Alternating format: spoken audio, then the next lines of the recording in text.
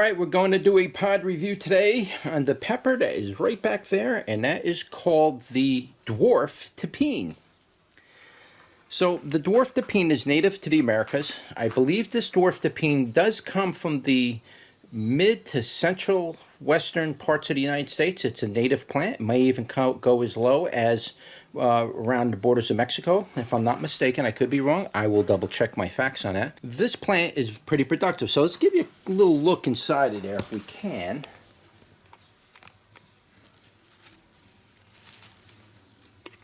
And you can see here, it's a pretty good productive plant. Now I did have birds feeding off of coming to my greenhouse and picking all my peppers off. So I kind of got to get these things off this plant, because once these peppers turn red, the birds come out of the woodwork to eat my peppers. So we definitely want to get these off. So let's pick one of these. I'm going to pick a whole bunch, but just for the sake of the video, we're going to pick one. And we are going to do a taste test. Now these peppers are known to be very, very hot. They come right off the stem. Calyx, it separates very easy from the calyx.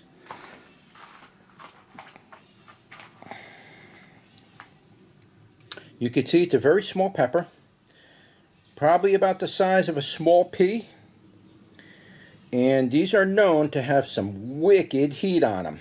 So I'll give you a couple angles of light. Again, guys, I do this a lot of times. You see me spinning around because I don't know which light direction is going to be best for you to see. Like, here's some direct sun. You might see it better in direct sun. So I have to do that because I can't tell on this stupid little camera. You know, I don't have a good lens, you know, a good screen for me to see. Now this looks good on here. So anyway, let's turn you around and give it a bite.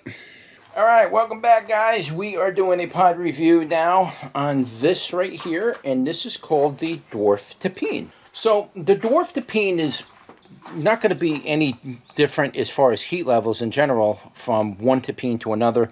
It's just this particular variety of plant generally doesn't get too much bigger than 2 feet. Might shoot up a branch or two here and there for 3 feet, but in general, if you keep it in pots and you prune it regular, the plant's really going to stay small. It's probably going to stay not much bigger than 18 inches. But if you let it grow and you really fertilize it and you move it around, you give it a lot of light, it'll probably can get as big as 30 inches tall, and maybe a couple of branches that'll come off. They'll probably be like maybe 3 feet. Because I got one here now. I got a branch now that's coming off of there. That's probably pushing around 3 feet now. So, but they generally, the whole plant in and of itself, if it's grown by itself in direct sunlight, where it's generally arid, the plant's going to stay small. It's known to be a dwarf variety of pepper. So, without any further ado, let's give it a go. This could be a creeper heat, but it is hot. Had a very strong soapy flavor. Again, for you guys that are new, that soapy flavor that I refer to is something in the capsaicin. And usually when that soapy flavor is very strong, that just means that capsaicin is going to hit me really good. It also, when that soapy flavor is what capsaicin tastes like when it's fresh. That's what I believe. Because once you cook with these peppers, that capsaicin, that soapy flavor is gone. But when you're eating fresh peppers, that soapy flavor is the natural fresh flavor of capsaicin, which is probably the best form of it that you would want to consume. So right now it's kicking in. It's got some heat on it, but my heat levels are building up now as the season goes on, because I'm doing a lot of pod reviews.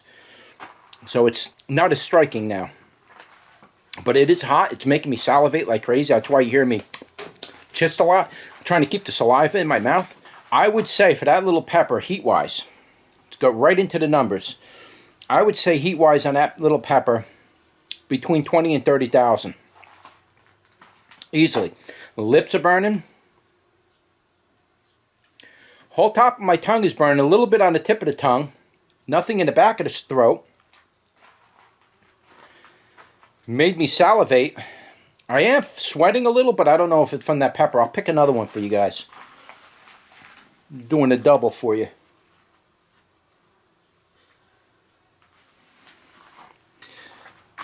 There's another one. And it's mostly seeds on the inside. It's all seeds, to be honest with you. This is the kind of pepper, there's really only two ways to really use it. I mean, you could probably pickle them, but or just throw them like that by the handfuls in salad if you want to make like a hot salad and you want something interesting in there, throw a handful of those in there. Really though, if you wanted to like apply it to cooking, really the only thing I could really see using it for is you can make like a mash, a natural hot sauce, just like you do with Tabasco peppers. So let them get really soft and then mash them up. Or you can just dry them out and use them as a powder. That's probably the best way to actually use this. So let's throw that one in my mouth. Yeah, that's got some heat on it. Yeah, it's probably around 20, 30,000 Scovilles. I would guess, you know, between there. Now, as far as flavor, it has a very nice Tepin type flavor. I say Tepin type flavor because Chiltepins have a very different type of flavor altogether. It's a Capsicum, annuum, variant glabriusculum. I think that's how it's called. I'm not sure. There's a name. The proper name will be in the description. Capsicum, annuum, glabriusculum, or glabriusculum, or something. I can't remember offhand. That particular species of pepper does have a unique flavor to it. It doesn't taste like cayenne, and it doesn't really taste like any of the bell peppers or anything like that. No, there's no fruitiness or anything to it. Though that last one I just ate had a slight bit of sweetness to it. But the heat is very strong. This second one is really starting to kick in now. My nose is starting to run. Wow, it's kicking in, this one. Tongue is really burning. It's almost starting to throb a little. My mouth is watering like crazy. My nose wants to run even. Wow. Whew. That little pepper's got some kick on it, boy. You folks down there in Texas eat these things like the candies. They grow wild in Texas, by the way. Well, Texas got like their own version of Tepin and Pekin, or they call them, as they say down in Texas, Chiltepin. So they're native in that area. So they got there's several varieties. In fact, a lot of these varieties haven't been specifically identified, and so there's not really any information as to what variety exactly it is and how would you actually identify it. There's really no information to that, but there are several varieties of native Pekin, Tepin, Chiltepin, whatever you want to call it, native to the United States. Now, the good thing about this plant is it can withstand some frost, some mild frost, but it can't withstand long durations of frozen ground. The plant will die back above the ground, and like I usually talk about in my pepper videos, the base of that plant is like a bulb, and that plant will just recover and comes back every year. That's how these plants survive in the United States, but they grow all over the Midwest to the far west, even to the higher latitudes as high as Utah and west of that a little bit. I don't think they go too much higher than that. Wow, I'm actually sweating, I think. I'm actually sweating from that thing. That thing had some heat on it, man. Wow.